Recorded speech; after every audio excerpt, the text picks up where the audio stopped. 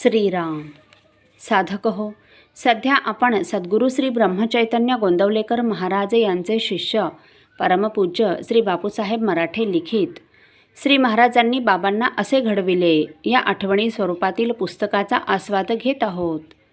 तसेच रविवारी श्री महाराजांच्या काही भक्तांचे अनुभव ऐकणार आहोत. परमपूज्य श्री बापूसाहेब मराठे सांगतात, एकदा केशवरावांनी माझ्याजवळ अगदी प्रांजळपणे कबुली दिली. ब्लंट कन्फेशन ज्याला म्हणतात ते त्या बाबतीत बहाद्दर आहेत.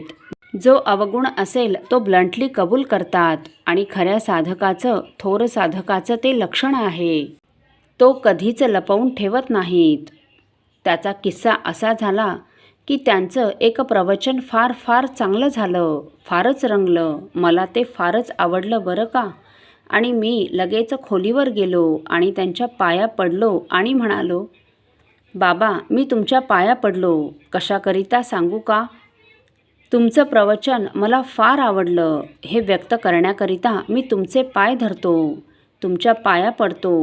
माझं दुसरं मागणं नाही, म्हणायचंही काही नाही, मागायचंही काही नाही.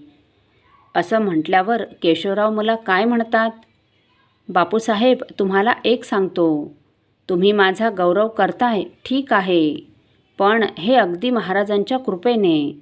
महाराजांची माझ्यावर कृपा आहे म्हणून वक्तृत्व आहे. कबूल करतो, महाराजांची माझ्यावर एवढी अशी कृपा आहे की कितीही विद्वान माणसं माझ्यापुढे बसू देत, वक्ते कितीही माझ्यासमोर बसले तरी पहिल्या 10 मिनिटात मी सभा जिंकू शकतो.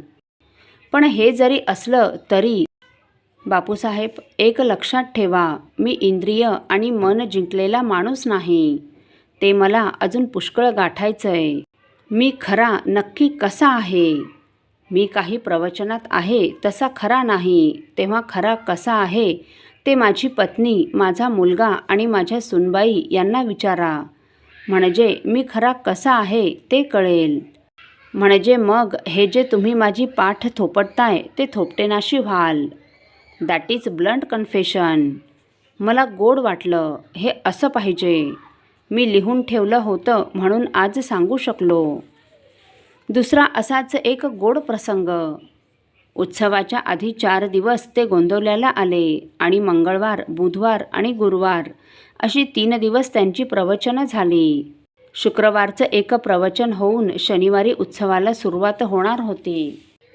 तर शुक्रवारचं जे प्रवचन झालं त्यात त्यांनी आधीच्या 3 प्रवचनात काय सांगितलं आहे याचं सिंहावलोकन असं काही सुरेख केलं की अगदी 3 दिवसांच्या प्रवचनाचा संबंध गोषवारा जो कोणी आला नसेल 3 दिवसात त्यालासुद्धा सगळं कळेल असं फारच बहारदार सांगितलं आणि मला ते फार आवडलं. मग माझ्या शिरस्त्याप्रमाणे मी खोलीवर गेलो, त्यांच्या पाया पडलो आणि सांगितलं, तुमचं आजचं हे सिंहावलोकन मला मनापासून फार आवडलं म्हणून मी आपल्या पाया पडतो. दुसरं काही आपल्यापाशी मागणं नाही. तसे ते काय म्हणाले, बापूसाहेब अहो कसलं कौतुक करताय. मी आज 40 वर्ष सलून चालवतोय. ते प्राध्यापक होते ना, प्राध्यापकाला रिकॅप्च्युलेशन सारखं करावंच लागतं.